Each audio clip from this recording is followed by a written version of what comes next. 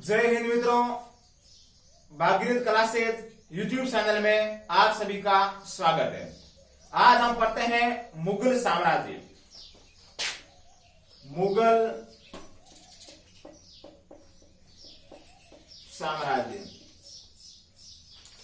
इनका time period की बात करें तो सन 1526 ईस्वी से सन 1858 ईस्वी तक। 1526 ईस्वी से लेकर 1858 ईस्वी तक मुगलों ने शासन किया भारत में।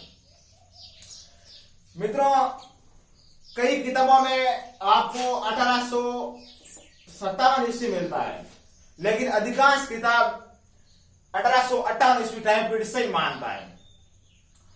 हम बात करते हैं, सबसे पहले इन टाइम पीरियड को 3 भागों में बांट देते हैं ताकि हम लोग आराम से समझ सकते हैं। कैसे? 1526 ईस्वी से 1858 ईस्वी तक। इन टाइम पीरियड को पहला भाग ये होता 1526 ईस्वी से 1540 ईस्वी तक। दूसरा टाइम पीरियड होगा 1555 ईस्वी से 1707 ईस्वी तक। और तीसरा टाइम पीरियड होगा 1707 ईस्वी से 1858 ईस्वी तक। हम लोगों ने इस टाइम पीरियड को 3 भागों में बांटा है। देखते हैं, सबसे पहले 1526 से लेकर 1540 तक मुगल शासन करते हैं भारत में, लेकिन फिर 1540 से 1555 ये 15 वर्ष है। यहां पर एक बिहार का शासक है शेरशाह सूरी, सूरवंश अफगान है। इनने दिल्ली पर यह शासन करता है सूरी वंश। ये 15 साल करता है और जैसे ही शेरशाह सूरी की मृत्यु होती है, उनके बाद में उसका कोई योग्य पुत्र नहीं होता है और वापस यहां अधिकार दिल्ली पर कर देता है हुमायूं। इसीलिए 1540 से लेकर 1555 यहां 15 साल का गैप है, इनको समझना बहुत जरूरी है। फिर 1555 से लेकर 1707 तक। और जैसे ही औरंगजेब की मृत्यु होती है, 1707 में औरंगजेब की मृत्यु होती है, उनका पुत्र शासक बनता है और उनके पुत्र से लेकर बहादुर शाह जफर, यानी हम लोग कह सकते हैं बहादुर शाह द्वितीय, वहां तक कोई योग्य शासक इस टाइम पीरियड में नहीं बनता है। इसलिए इनको बोलते हैं उत्तर मुगल काल। उत्तर मुगल काल, इस टाइम को क्या बोलते हैं? उत्तर मुगल काल बोलते हैं। क्योंकि मित्रों, 1707 के बाद में मुगलों का पतन का दौर शुरू हो जाता है। यानी औरंगजेब के पुत्र के बाद में मुगलों का पतन शुरू होता है। ना तो औरंगजेब का पुत्र योग्य था, वहां से लेकर हम लोग बहादुर शाह जफर तक बात कर सकते हैं। यहाँ पर ऐसा कोई शक्तिशाली शासक नहीं हुआ था। जैसे 1526 से लेकर 1707 में सब मुगल शक्तिशाली शासक हुए थे, जिन्होंने भारत के अधिकांश भाग तक शासन किया था, अधिकांश भाग पर अधिकार किया था, शासन किया था। हाँ, कौन कौन व्यक्ति थे उनका नाम लेते हैं एक एक का और उसका टाइम पीरियड लिखते हैं। आगे बढ़ते हैं मित्रों। उससे पहले हम लोग एक बात को जानते हैं कि मुगल शब्द का अर्थ क्या होता है। मुगल शब्द का अर्थ, मुगल शब्द का अर्थ होता है बहादुर। मुगल शब्द का अर्थ होता है बहादुर। क्या होता है? बहादुर। क्योंकि मुगल शब्द बना है 2 वंशों से। आपको पता होगा तैमूर और मंगोल, इन 2 वंशों के मिश्रित से यह नया वंश बना है मुगल। हम लोग आगे जैसे ही बाबर के जीवन परिचय पढ़ेंगे, उसमें बताएंगे कौन किस वंश का था, उनके पिता किस वंश के थे, उनकी माता किस वंश की थी। उन दोनों वंशों से मिश्र से मंगोल और तैमूर से बना है मुगल। इसलिए यह मुगल शब्द का अर्थ है बहादुर। ये मुगल अपने आप को बहादुर समझते हैं। हाँ, हम पढ़ते हैं उसके बाद में शक्तिशाली शासक कौन कौन हुए? 1526 से लेकर 1707 तक। 1707 के बाद उत्तर मुगल काल शुरू होता है। मित्रों, सबसे पहले मुगल वंश का संस्थापक कह सकते हैं हम लोग। मुगल वंश भारत में नींव रखने वाला व्यक्ति था, वो बाबर था। और बाबर का टाइम पीरियड है 1526 ईस्वी से 1530 ईस्वी तक। ये मुगल शासक बाबर शासन करता है। 1530 में बाबर की मृत्यु हो जाती है। उसके बाद में बाबर के 4 पुत्र, कामरान, अस्करी, हिंदाल और हुमायूं। सबसे ज्येष्ठ पुत्र है हुमायूं। वो हुमायूं शासक करता है। हुमायूं शासक करता है भारत पे। वो करता है 1530 से 40 ईस्वी और फिर 55 ईस्वी। इनका 2 टाइम पीरियड है, आपको याद रखना बहुत जरूरी है। मैंने आपको पहले ही बता दिया था कि शेरशाह सूरी, जिसने 1539 और 40 में युद्ध किए थे 2, और वहां पर हुमायूं को हरा के दिल्ली पर अधिकार कर दिया था। और 1555 में वापस दिल्ली पर शासक करता है हुमायूं, और 1556 में अधिकार कर लेता। उसके बाद में उसका पुत्र होता है हुमायूं का अकबर, वो शासन करता है। इसका नाम क्या है? अकबर। अकबर 1556 ईस्वी से 1605 ईस्वी तक शासन करता है भारत पे। उसके बाद में उसका पुत्र है वो जहांगीर है, जहांगीर, और वो शासन करता है 1605 से लेकर 1628 ईस्वी तक। कई किताबों में 1627 भी दिया हुआ है, ध्यान रखना।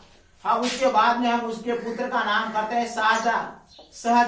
शाहजहां शासन करता है 1628 से लेकर 1658 ईस्वी तक। इसमें भी दिक्कत होती है, कई किताबों में 1657 दिया हुआ है। उसके बाद में शाहजहां के बाद में उनका पुत्र है वो शासन करता है औरंगजेब।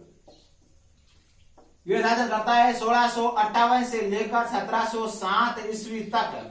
और 1707 में औरंगजेब की मृत्यु हो जाती है। और जैसे ही औरंगजेब की मृत्यु होती है और उनके बाद में उनका कोई योग्य पुत्र शासक नहीं बनता है और मुगलों का पतन का दौर शुरू हो जाता है।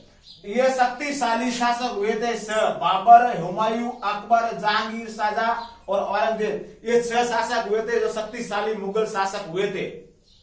हम सबसे पहले पढ़ते हैं बाबर का। इतिहास को पढ़ना रटना नहीं है, इतिहास को समझना जरूरी है।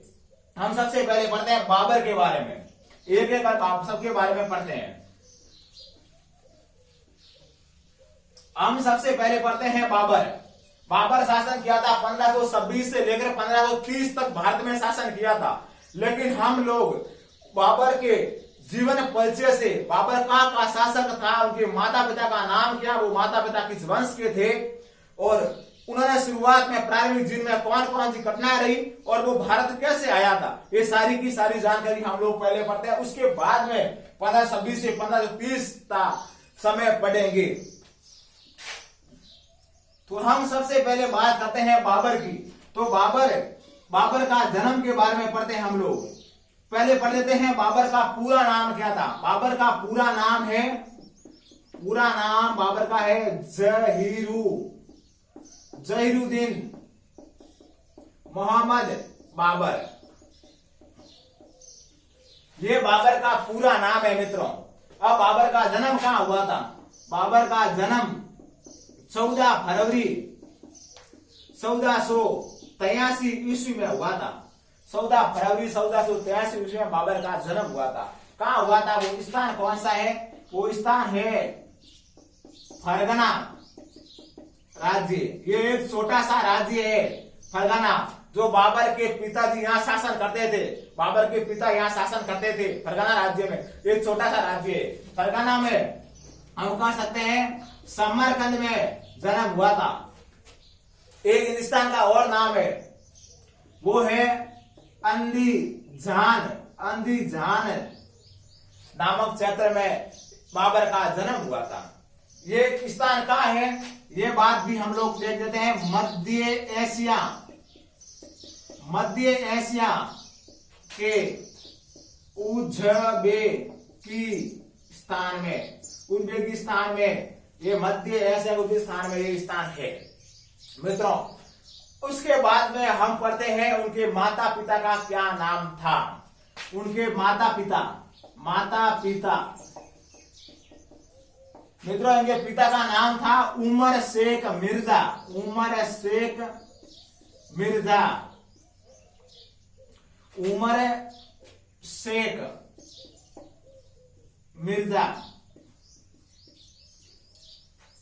बाबर के पिता का नाम था उमर शेख मिर्जा, और कई किताबों में मिर्जा उमर शेख भी दिया हुआ है। आपको ध्यान रखना, एक एक बारीकी से एक एक बात को ध्यान रखना होगा। कई किताबों में मिर्जा उमर शेख भी दिया हुआ है। इनके पिता का नाम था उमर शेख मिर्जा या मिर्जा उमर शेख, एक ही बात है, क्योंकि बाबर के पूर्वज थे, यानी बाबर के पिता कह सकते हैं, जो अपने पद के पीछे उपाधि धारण करते थे मिर्जा की। लेकिन बाबर ऐसा नहीं करता है, बाबर इस उपाधि को खंडित करता है। बाबर बादशाह या पातशाह की उपाधि धारण करता है। ये कब करता है हम लोग आगे बताएंगे आपको। उमर शेख मिर्जा ये किस वंश के थे? तो ये मित्रों वंश का नाम है वो तैमूर। ये तैमूर वंश के थे, और तैमूर वंश की चौथी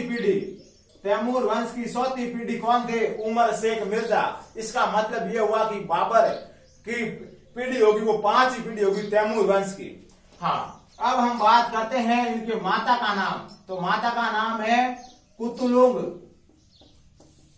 निगार खानम, ये इनके माता का नाम था। ये माता किस वंश की थी वो पढ़ते हैं। ये माता मंगोलों के संगेज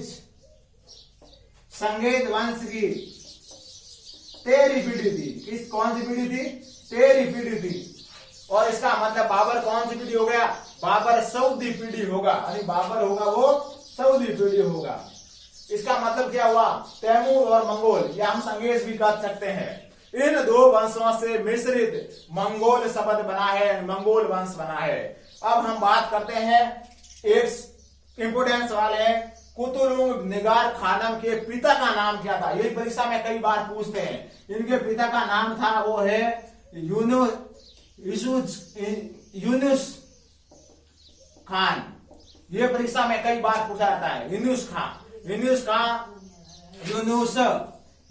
खान ये इनके पिता का नाम है। ये भी परीक्षा में कई बार पूछा जाता है कि बाबर का कौन है? बाबर का नाना है।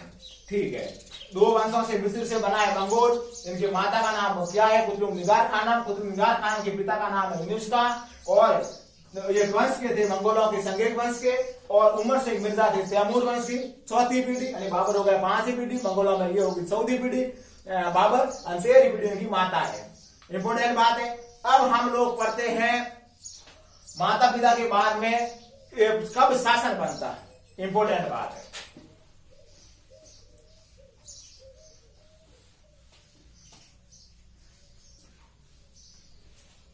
मित्रों, ये शासक बनता है सन 1494 में। 1494 में शासक बनता है, क्योंकि 1494 में उमर शेख मिर्जा की हो जाती है मृत्यु, यानी बाबर के पिता की हो जाती है मृत्यु। और उस समय बाबर की आयु थी 12 साल, यानी 12 वर्ष का था उस समय बाबर। आप लोग ये याद रखना, कई किताबों में 11 वर्ष भी दिया हुआ है। कई किताबों में 11 वर्ष दिया था, क्योंकि उसमें बाबर की अवस्था थी 11 वर्ष और कुछ महीने ऊपर थे, इसलिए अधिकांश किताबों में 12 वर्ष दिया हुआ था। कुछ किताबों में 11 साल भी दिया हुआ है। जब बाबर शासक बना था, बाबर की उम्र थी वो 12 वर्ष थी। 12 वर्ष की अवस्था में बाबर के जीवन में सबसे बड़ी एक जिम्मेदारी आ गई कि उन्हें शासन को संभालना है। अपने पिता का सदर शासन था, उसका नाम था फरगना। अब बाबर के सामने जीवन में बहुत सारी कठिनाई है। पहली कठिनाई ये है कि बाबर के पिता थे उमर शेख मिर्जा। मित्रों, उमर शेख मिर्जा के पारिवारिक संबंध अच्छे नहीं थे, इसलिए सबसे बड़ी कठिनाई थी परिवार से संबंधित। दूसरी बात, इनका राज्य छोटा सा राज्य था वो फरगना, इसके आसपास समरकंद है, इधर भारत के साइड में काबुल है। इनकी अपनी सीमाओं को बढ़ावा देना, ये सारी कठिनाई इनके सामने। और तीसरी सबसे बड़ी कठिनाई ये है कि इनकी उम्र वो 12 साल की है, और बहुत ही छोटी उम्र में उसके ऊपर राज्य की जिम्मेदारी आ गई। तो अब देखते हैं क्या होता है। उमर शेख मिर्जा की मृत्यु होती है 1494 में। 12 वर्ष की अवस्था में बाबर बनता है शासक। कब बनता है? 8 जून 1494 में बाबर शासक बनता है। कहां? फरगना राज्य का। फरगना बाबर के पूर्वजों का शासक था। यहाँ पर फरगना राज्य का बनता है ये शासक। कौन बनता है? बाबर। बाबर बनता है शासक। फरगना राज्य का शासक बनता है बाबर। कब बनता है? 12 वर्ष की अवस्था में शासक बनता है। हाँ, अब इनके जीवन में सबसे बड़ी करना है सीमा का आगे बढ़ाना, सीमा को आगे बढ़ा, राज्य की सीमा बढ़ाना। अब देखो, पिता के साथ संबंध भी अच्छे नहीं थे, इनकी उम्र भी बहुत छोटी है, लेकिन फिर भी बाबर हताश नहीं होता है, उदास नहीं होता है, और वो आत्मविश्वास के साथ आगे बढ़ता है। देखो, बाबर पहला युद्ध करता है 1494 ईस्वी में। 1494 में बाबर पहला युद्ध करता है, प्रथम युद्ध करता है बाबर। और कहां करता है मित्रों? ये करता है समरकंद पर। समरकंद पहला युद्ध करता है, और पहले युद्ध में उनको क्या मिलती है? बाबर को पराजय। यानी पहला युद्ध भी बाबर हार जाता है, पहली सफलता नहीं मिली है, फिर भी ये आगे बढ़ता है।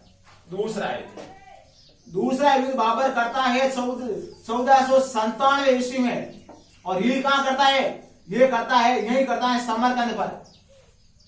लेकिन यहां क्या होता है? बड़ी कठिनाई से उनको जीत मिलती है, लेकिन यहां पर शासक कितने दिन रहता है? 100 दिन। सिर्फ 100 दिन शासन करता है, फिर यहां से खदेड़ दिया जाता है। यहां कोई विशेष सफलता नहीं मिली। अब तीसरा आक्रमण करता है कौन? बाबर। कब करता है? 1501 ईस्वी में, और यही कहां करता है? समरकंद की ओर करता है। लेकिन यहां पर 8 महीने शासन करता है, सिर्फ 8 महीने, ज्यादा दिन यही शासन नहीं करता है, सिर्फ 8 महीने रहता है, फिर इनको क्या मिल जाती है? फिर यहां से खदेड़ दिया जाता है। अब देखो, 3 युद्ध किया है। पहले युद्ध में बाबर को हार मिली है, दूसरे युद्ध में 100 दिन शासन रहा है, और तीसरे युद्ध में सिर्फ 8 महीने रहा है।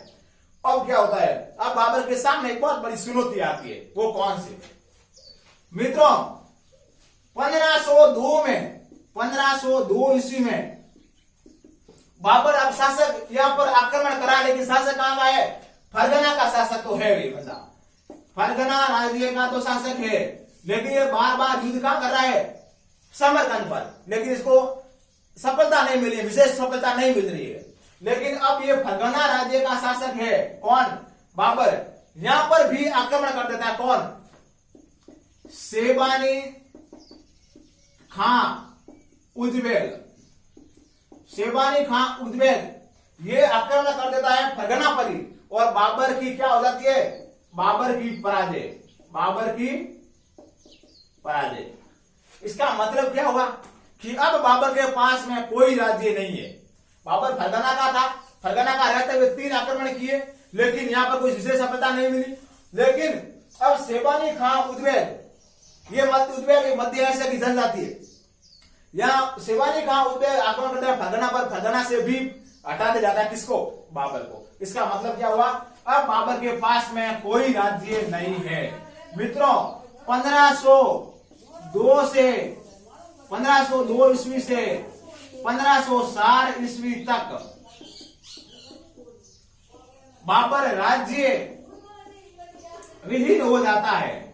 राज्य विहीन हो जाने का मतलब क्या हुआ? बाबर के पास अब कोई राज्य नहीं है। बाबर इधर उधर भटकता रहता है 2 साल तक, 1502 से लेकर 1560 तक।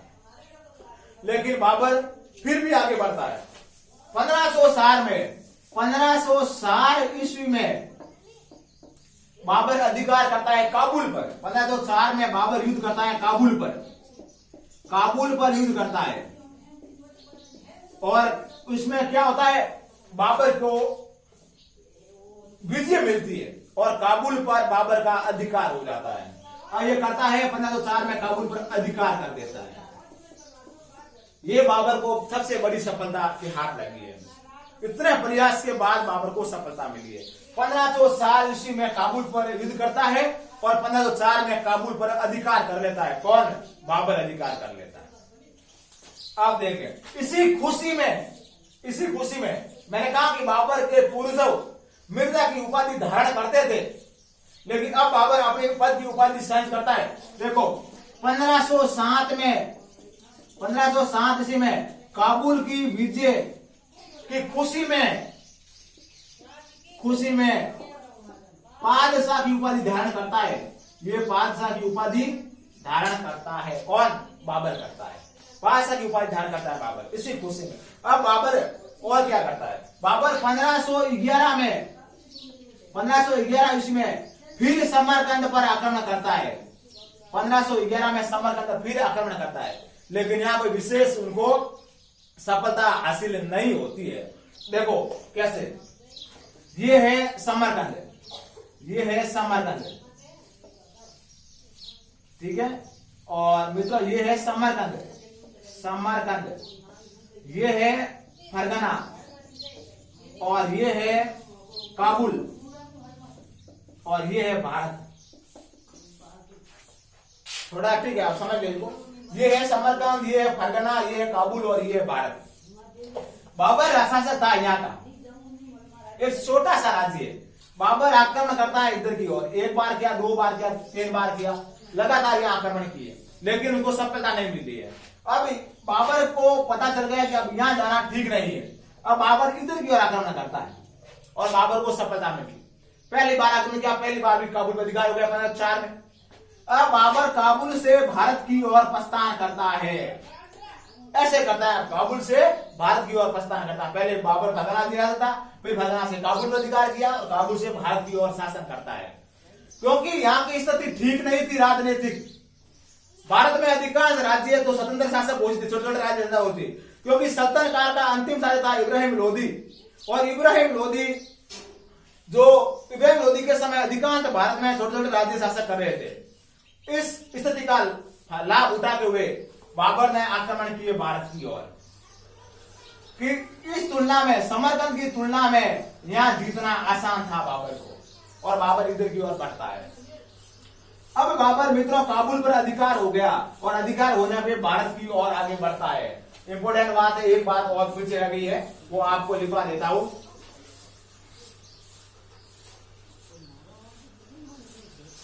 एक व्यक्ति है जिनका नाम है B.L.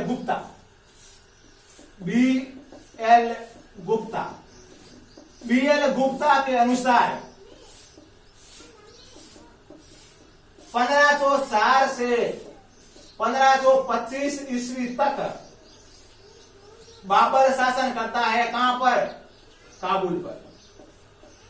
इस बात की पुष्टि कौन करता है? B.L. गुप्ता के अनुसार 1504 से लेकर 1525 तक भारत में काबुल में शासन करता है बाबर। ये बात इंपोर्टेंट है, परीक्षा में कई बार पूछते हैं कि 1504 से 1525 तक शासन बाबर काबुल में करता है, और ये इस बात की पुष्टि कौन करता है, इस बात से सहमत कौन है? तो B.L. गुप्ता। ये भी इंपोर्टेंट सवाल है। हाँ, अब हम बात करते हैं, बाबर ने आक्रमण किए लगातार समरकंद पर। समरकंद को विशेष सफलता नहीं मिली। बाबर करता है आक्रमण काबुल पर, का अधिकार कर लेता है। अधिकार करने के बाद 1511 फिर सम्राट आक्रमण करता है, लेकिन सफलता नहीं मिलती है। अब बाबर भारत की ओर बढ़ता है। भारत में कौन कौन से युद्ध किए वो हम लोग पढ़ते हैं। बाबर दिल्ली पर शासन करने से पहले 5 आक्रमण किए मित्रों। यानी दिल्ली शासक बनने से पहले कितने आक्रमण किए थे? 5 आक्रमण किए थे भारत पर। अब परीक्षा में ये भी प्रश्न कई बार पूछते हैं कि बाबर दिल्ली के शासन करने से पहले कितने आक्रमण किए? भारत ने 5 आक्रमण किए। अब कौन कौन से किए हम एक एक करके पढ़ते हैं। सबसे पहला आक्रमण 1519 ईस्वी में कहां किया था? बहरा बहादुर पर। बहरा बहादुर कहां है? पंजाब में, यानी भारत की सीमाओं पर है। भारत की सीमा पर आक्रमण करता है। ये पंजाब पर आक्रमण किया है बहरा बहादुर पर, और यहां पर क्या कर लेता है? अधिकार कर लेता है। अब पहला आक्रमण भी उसको सफलता मिली। अब बाबर को लगातार सफलता मिलेगी भारत में, और ये बड़ा उत्साहित होता है और भारत पर अधिकार करता है। यहां अधिकार करता है, और यहां पर अधिकार करने के बाद में अपना एक प्रतिनिधि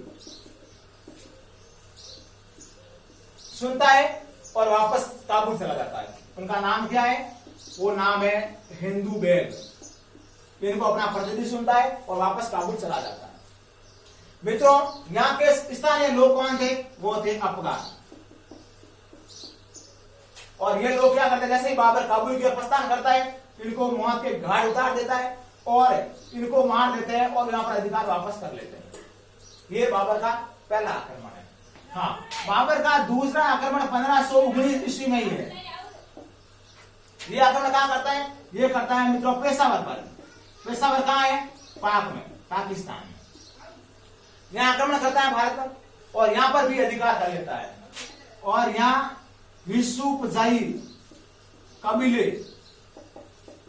कबीलों का शासक और इनको हरा के यहां पर भी अधिकार कर लेता है। लेकिन होता क्या है, जैसे ही यहां पर अधिकार करता है और अफगानिस्तान में होता है विद्रोह। अफगानिस्तान में हो जाता है विद्रोह। कौन से क्षेत्र में होता है? उस समय के नाम है बलक और बदकसा खां क्षेत्र में। इस दो जगह विद्रोह हो जाता है और विद्रोह को दबाने के लिए बाबर अफगानिस्तान चला जाता है। ये दो विजय लगातार बाबर की 19 में। अब तीसरा युद्ध कौन सा करता है बाबर?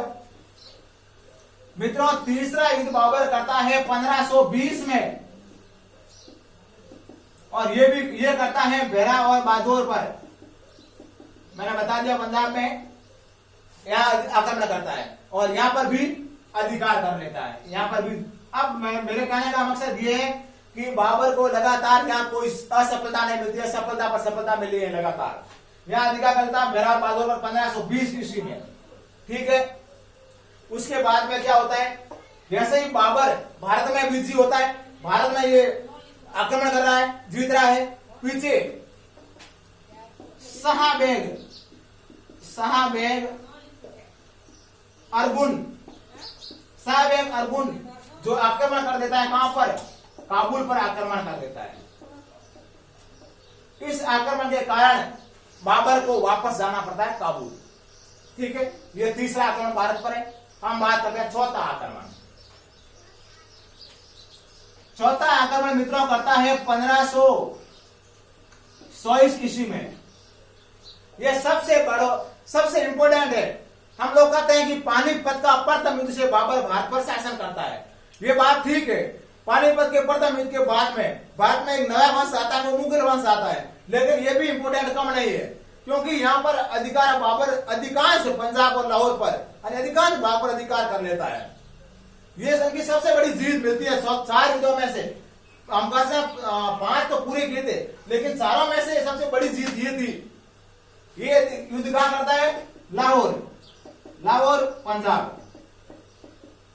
और यहाँ अधिकांश भाग पर बाबर अधिकार कर लेता है। यहाँ का शासक कौन है? यहाँ का शासक है दौलत खां लोधी। और दौलत खां लोधी मित्रों इब्राहिम खां लोधी का गवर्नर है। कौन है? गवर्नर। लेकिन ये अपने आप को स्वतंत्र शासक घोषित कर लेता है और 1524 में यहाँ बाबर आक्रमण करता है, बाबर यहाँ अधिकार कर लेता है। इंपोर्टेंट बात इसमें एक और है, ये है इसमें कि दौलत खां लोधी ही बाबर को भारत आने का न्योता देता है। अरे भारत में बुलावा भी ये दौलत खां लोधी ही देता है बाबर को। अपने 2 राजदूत भेजता है किसके पास? बाबर के पास में। उनका नाम क्या है? एक का नाम है आलम खां लोधी और दूसरे का नाम है दिलावर खां लोधी। मित्रों, आलम खां लोधी कौन है? इब्राहिम खां लोधी का ही चाचा है। और दौलत खां लोधी, दिलावर खां है और दौलत खां लोधी का क्या है? पुत्र है। यानी ये आलम खां लोधी है, वो इब्राहिम लोधी का चाचा है और दिलावर खां लोधी दौलत खां लोधी का क्या है? पुत्र है। इन दोनों को बाबर के पास भेजता है और भारत आने का न्योता देता है। बाबरनामा किसने लिखी है? बाबर ने लिखी है तुर्की भाषा में। बाबरनामा तो यहां तक पुष्टि करता है, बाबर ने स्वयं ने लिखी है बाबरनामा में तो यहां तक बताया गया है कि महाराणा सांगा, मेवाड़ महाराणा सांगा था उस समय, राणा सांगा ने भी बाबर को भारत आने का न्योता देता है और यहां तक वचन देता है कि पानीपत के पहले युद्ध में वो उनकी सहायता करेगा। यहां तक वचन देता है। यहां तक बात बाबरनामा में लिखी है। हाँ, 1524 में लाहौर पर आक्रमण करता है कौन? बाबर। लाहौर पंजाब अधिकांश पर शासन कर लेता है। दौलत खान लोधी यहाँ का गवर्नर था, अपने आप से गुज कर लेता है और ये अपने 2 राजदूत भेजता है, आलम खान, दिलावर खान लोधी को, किसके पास? बाबर के पास भेजता है। बाबर को भारत आने का न्योता देता है। इस बात की पुष्टि बाबरनामा में होती है। मित्रों यहाँ अधिकार कर लेता है। अब उनका सबसे बड़ा आक्रमण है 5वां। अब आक्रमण है मित्रों 5वां आक्रमण है वो है 5वां आक्रमण है 21 अप्रैल 1526 ईस्वी में। इनको बोलते हैं पानीपत का प्रथम युद्ध। पानीपत का है हरियाणा में, पानीपत है हरियाणा में। और इस युद्ध का होने का कारण क्या था? इस युद्ध का होने का कारण था कि पंजाब व लाहौर इस राज्य पर अधिकांश भाग पर अधिकार कर लेता है बाबर। इसको यहां से हटाने के लिए ही युद्ध होता है इब्राहिम लोधी और बाबर के मध्य। दिल्ली सल्तनत काल का अंतिम शासक कौन है? इब्राहिम लोधी। ये दिल्ली सल्तनत काल का अंतिम शासक है इब्राहिम लोधी। इब्राहिम लोधी और बाबर के मध्य होता है युद्ध। बाबर के मध्य होता है युद्ध। कब होता है? 21 अप्रैल 1526 को। और इस युद्ध में क्या होता है? बाबर की विजय होती है, बाबर की जीत होती है और इब्राहिम लोधी युद्ध भूमि में मारा जाता है। युद्ध भूमि में मारा जाता है। एकमात्र दिल्ली सल्तनत काल का शासक इब्राहिम लोधी जो युद्ध भूमि में काम आता है, सिर्फ एकमात्र शासक हुआ था और बाबर की जीत होती है। बाबर का भारत पर शासन हो जाता है। अब इनके युद्ध का परिणाम क्या निकला और युद्ध में पराजय होने के क्या क्या कारण थे? किस कारण? क्योंकि बाबर के पास में सेना थी वो 12,000 थी और लोधी के पास थी 1 लाख। फिर भी बाबर जीत गया और ऐसा कहा जाता है कि सुबह सुबह युद्ध शुरू हुआ और दोपहर तक युद्ध संपूर्ण हो गया था। इब्राहिम लोधी स्वयं युद्ध में मारा गया और सेना बिगड़ गई थी, सेना युद्ध भाग गई थी, ऐसा कहा जाता है।